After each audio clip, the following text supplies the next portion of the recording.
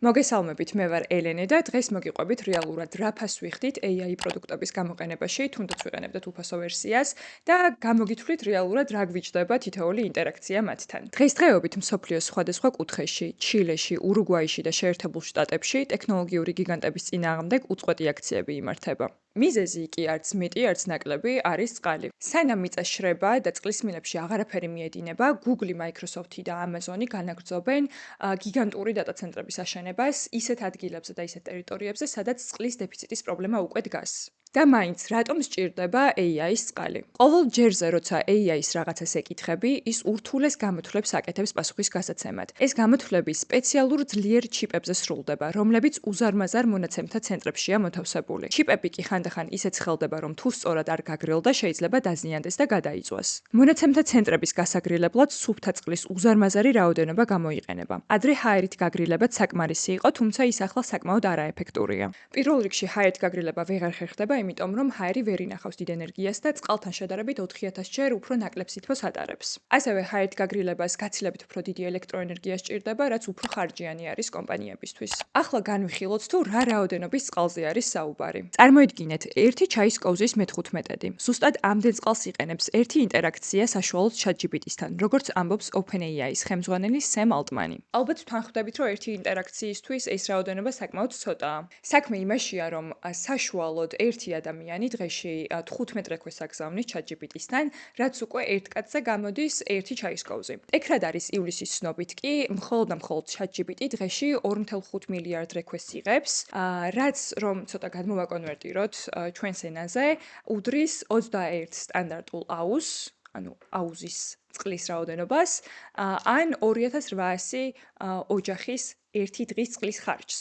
ძალიან დიდ რაოდენობასთან გვაქვს საქმე. აქვე არ უნდა დაგვავიწყდეს, რომ ჩატის გარდა კიდევ არსებობს ბევრი სხვა AI მოდელი, მაგალითად Gemini, DeepSeek, Claude. ახლა განვიხილოთ, რატომ ვერ იყენებენ გაუფილტრავ, ანუ იგივე ჭუჭყიან წყალს დატა ცენტრების გასაგრილებლად და რატომ სჭირდებათ მაინც და მაინც სასმელი წყალი. როგორც უკვე ვახსენე, მონაცემთა ცენტრებში მუშაობს ათასობით სერვერი, შიგნით ზვირადღირებული ჩიპებითა და ელექტრონიკით. თუ გაგრილებისთვის გამოიყენებენ ბინზურ, გაუფილტრავ წყალს, მასში არსებული მინარევები, მარილები, ლითონები, მიკრობები მილებში და მილიარდობით პატარა არხში ნალექს გააჩენს და გამოიწვევს კოროზიას. ეს კი გამოიწვევს ტექნიკის მალე გაფუჭებას, რაც ბუნებრივია არ აწყობთ კომპანიებს. შეიძლება ახლა გაგიჩნდეთ კითხვა, თუ რატომ ირჩევენ მაინც და მაინც მშრალ ადგილებს, სადაც წყლის დეფიციტის პრობლემა უკვე არსებობს. აქ რეალური მიზეზები ცოტა პარადოქსულია და პირველ რიგში უნდა ვახსენოთ ტექნიკური პირობები. მშრალი ჰავა ნიშნავს, რომ აპარატურა უფრო დიდხანს ძლებს. ელექტრონიკა ვერ იტანს ზედმეტ ტენიანობას. თუ ჰაერი ძალიან ნესტიანია, ლითონები სწრაფად იჟანგება. თუ მონაცემთა ცენტრი აშენდება ტროპიკულ და ნესტიან რეგიონში, მაგალითად სინგაპურსა და ბანგლადეშში, მაშინ ტექნიკა სწრაფად დაზიანდება კოროზიისა და კონდენსაციის გამო. ამის თავიდან ასაცილებლად საჭიროა დამატებითი სისტემები ჰაერის გამოსაშრობად და კონტროლისთვის, რაც ბევრ ენერგიას ხარჯავს და ზრდის ხარჯებს კომპანიისთვის. მეორე მიზეზი ენერგიის ხელმისაწვდომობაა. ბევრი ისეთი ადგილი ახლოსაა დიდ ენერგოობიექტებთან, მაგალითად ქარისა და მზის სადგურებთან. დენის არსებობა კი ცენტრებისთვის მნიშვნელოვანი და ძალიან კრიტიკულია. და ასევე უნდა ვახსენოთ ეკონომიკური და პოლიტიკური ფაქტორები. ქვეყნების თავაზობენ კომპანიებს საკმაოდ იაფ მიწა-წყალს, ასევე საგადასახადო შეღავათებს და ბიუროკრატიული ამბების უფრო მარტივად მოგვარებას, რაც რა თქმა უნდა შედის კომპანიის ინტერესებშიც. სამაგიეროდ კი ქვეყნები იღებენ ამით უდიდეს ინვესტიციას და ტექნოლოგიურ პრესტიჟს. მაგალითისთვის ურუგვაის მთავრობა Google-ის ინიციატივას საკმაოდ ხელგაშლილი შეხვდა, ვინაიდან და რადგანაც Google დაპირდა უამრავ სამუშაო ადგილსა და ძალიან დიდ ინვესტიციას.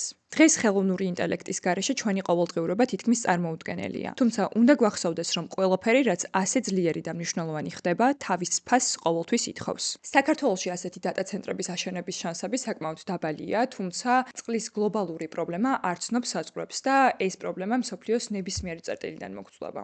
ძალიან დიდი იმედი მაქვს, რომ კომპანიები გადადგამენ ნაბიჯებს ეკოლოგიურად სუფთა და უფრო პასუხისმგებლიანი გადაწყვეტილებებისკენ და იპოვიან გამოსავალს, რომელიც სამომავლოდ უფრო დაგვიცავს. ჩვენ კი მანამდე შეგვიძლია გადავდგათ პატარა, თუმცა საკმაოდ დადებითი ნაბიჯი ამ პრობლემის წინააღმდეგ. AI-სთან მოვერიდოთ ისეთ კომუნიკაციებს, რომლებიც რეალურად არაფერს გვარგებს, გულისხმობ მისალმებებს, მადლობის თქმეს, კომპლიმენტებს და ასე შემდეგ. ანუ გადავიდეთ პირდაპირ საქმეზე. ზოგ ჩვენგანს უკვე ემოციური კავშირი გვაქვს დამყარებული AI პროდუქტებთან, განსაკუთრებით უკვე Chat მათთან, ან ჩემს ჩატს თავისი ნიკნეიმიც კი აქვს, თუმცა უნდა გავიხსენოთ, რომ ეს ძალიან დიდი რამ უჯდება ბუნებას. ყოველთვის უნდა გვახსოვდეს, რომ AI არ არის არც უფასო და არც უსასრულო რესურსი და თითოეული წვეთი, რომელიც ჩვენი მადლობის თქმით იხარჯება, შეიძლება სჭირდებოდეს სოფელს, მოსახლეობას ან რომელიმე მდინარეს. დღეისათვის სულ ეს იყო. თუ მოგეწონათ ვიდეო, აუცილებლად დაალაიქეთ და გამოიწერეთ არხი. ასევე გამიზიარეთ თქვენ რას ფიქრობთ. შეძლებს თუ არა AI ისე განვითარებას, რომ სამყაროს არ შეუქმნას ეკოლოგიური პრობლემები.